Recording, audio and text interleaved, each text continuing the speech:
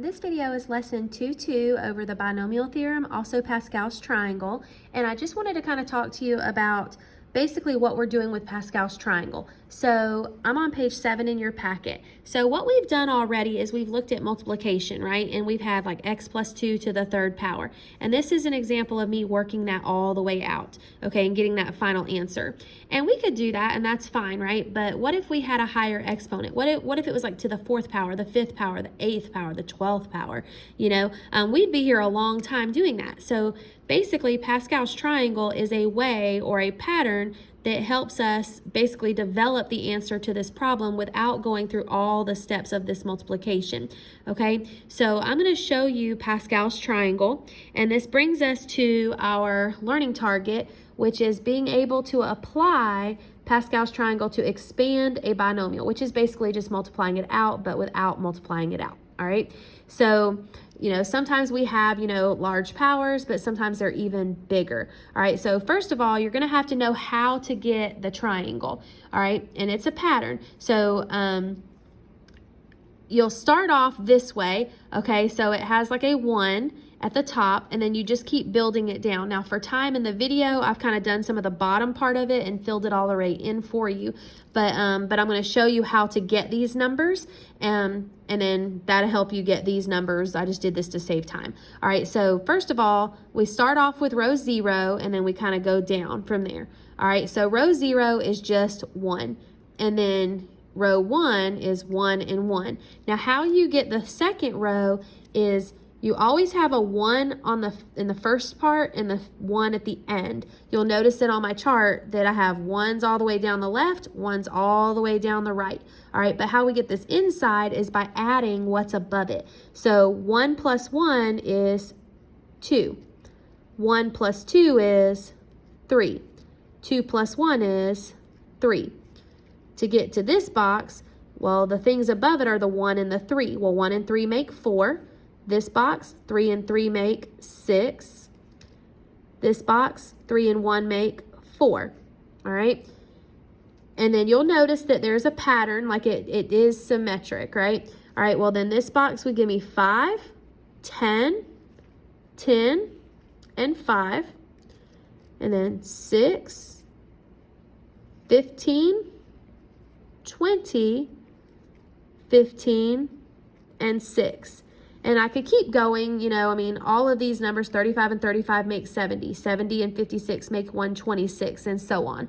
Okay, but you would fill out that triangle for however many rows you actually needed. So you may want to press pause on the video and go ahead and fill in your triangle. All right, so now let's talk about how do we use the triangle. All right, so at the bottom of page 7, I'm kind of giving you this little framework, okay? So I'm going to call this a framework. It's kind of like your little skeleton for getting your problem set up. All right, so you always have 3 pieces.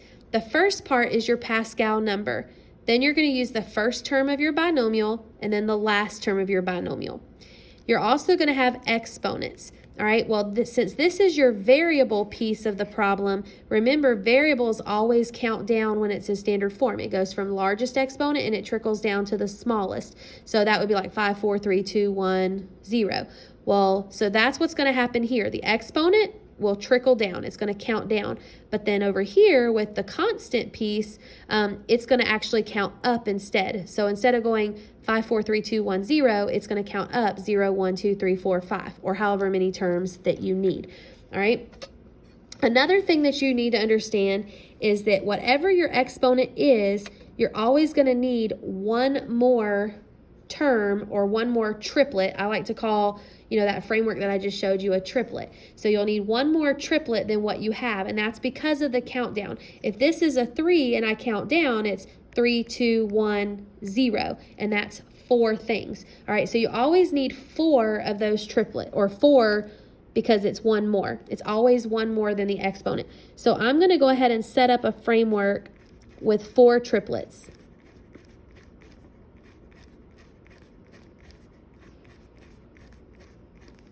All right, now this first triplet comes from your Pascal number, so we're going to get to that in just a minute. This middle one comes from your first term, which just happens to be a 1x. All right, I put the 1 there because sometimes people get messed up and they need to see that number. So you don't necessarily have to have the 1, but it really does help people when they go to their calculator. All right, this last term is the second term, which is a 2. If this was a -2, then we would have put -2, okay? But it's not negative. That's not a negative. Sorry, it looks really bad. All right, now we're going to do our exponents, and I'm going to come back to Pascal's triangle here in a little bit. All right, so with our exponents, we start with this exponent, and we trickle down. So this would be 3, 2, 1, 0. And then with the constant part, remember, we count up. So instead of 3, 2, 1, 0, we go 0, 1, 2, 3. All right, it's really a pattern, and I know right now it seems overwhelming, but the more you do, the easier it will get. All right, so this first term, like I said, comes from your Pascal triangle. Notice that we have 4 spaces to fill. All right, well, this week tells us to go to row 3. So if we go back up here to row 3, you'll notice that there's how many numbers in row 3? 4. And we're going to use those numbers, 1, 3, 3, 1. So we come back here, and we put 1, 3, 3, 1. All right, now it's a matter of putting this in your calculator. All right, but you can't put the variables in your calculator. All right, so in my calculator, let me shrink this down a little bit. All right, I'm going to type in what I have here. I'm going to put parentheses with a 1, parentheses with a 1 to the 3rd power, arrow off, parentheses with a 2 to the 0 power. And I got 1. So that's going to be 1x cubed. So in the calculator, you can't put the x, but it does is still included in your answer. All right, so now I'm going to do the second one. So I'm going to have parentheses with a 3, parentheses with a 1 squared, and then a 2 to the 1st power, and I get 6. So this is 6x squared. For the third one, I'm going to do 3 in parentheses, a 1 to the 1st, and then a 2 squared, and I got 12. So this is 12x. Now, I could put the 1st power here, but anything to the 1st power is really just itself. So I can leave it just x. And then the last part of that, I have a 1 to the 0, and a 2 to the 3rd. And I got 8. So this is 8x to the 0, but x to the 0 is really just 1.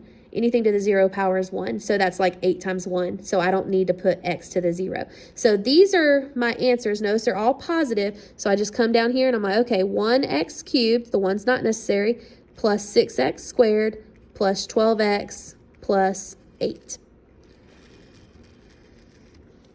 All right.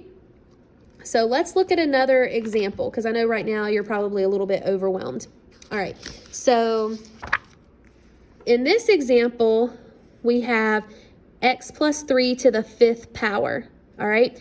So that's why I have 6 triplets, because remember, it's always 1 more than what you need. So in the middle, I'm going to put the first term, which is x, so 1x.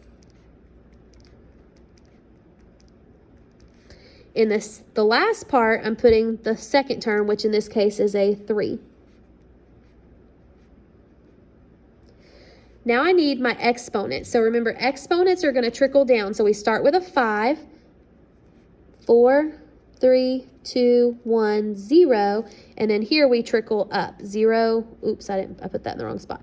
0, 1, 2, 3, 4, and 5.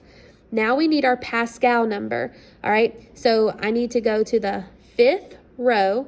And remember, I'm filling in 6 spaces, right? So I go back to my Pascal triangle, and I go to the 5th row, and there's 6 things. 1, 5, 10, 10, 5, 1. So I'm going to flip back over, and those are the numbers that are going to go here. 1, 5, 10, 10, 5, 1. All right, so that's setting it up.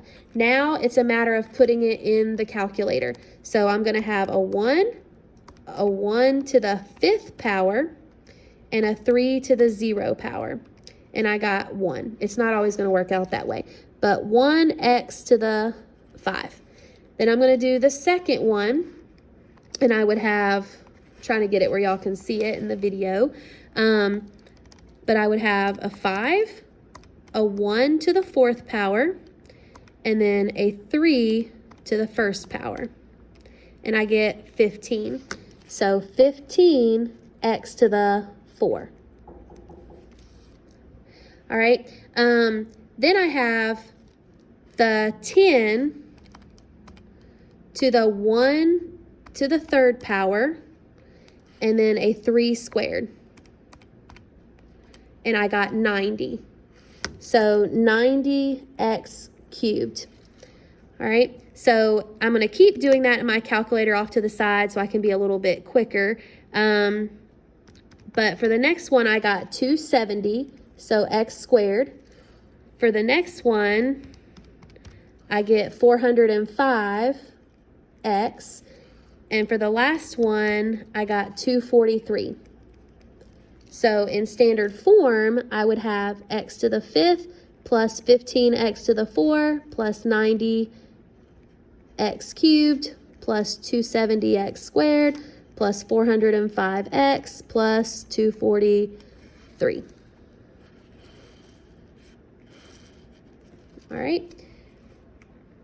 All right, so one more example with addition. All right, so this next one, you'll notice it's not just a plain x. So 2x goes all the way down, and then the 3 goes all the way down here. We're going to count down with a 4. So 4, 3, 2, 1, 0. Count up 0, 1, 2, 3, and 4. The last part is the Pascal number. So I go to the 4th row. I'm looking for 5 terms. So the 4th row is 1, 4, 6, 4, 1. So those are the numbers that I put in. So 1, 4, 6, 4, 1. And now I'm going to do my math. All right, so in the calculator, I'm going to have 1, and then 2 to the 4th, and then 3 to the 0. And I got 16. So that would be 16x to the 4. For the second one, I have a 4, a 2 to the 3rd, and then a 3 to the 1st. And I got 96. So 96x cubed. And then if I do the next one, and we'll kind of do it off to the side to save time, I got 216x squared. And then the next one is 216 again, but with an x. And then the last one is 81. All right, so you do those in your calculator, and then you put them in order, in which they're already in order. So 16x to the 4, 96x cubed, 216x squared, 216x plus 81. And that's your answer. All right, so in this video, I talked specifically with just introducing the Pascal triangle to you, as well as how to do when you have addition problems to higher powers like that. In the second video, I'm gonna look at subtraction, which is actually the same thing. It's just negatives, but this video is getting a little bit long, so I'm gonna kind of split it up.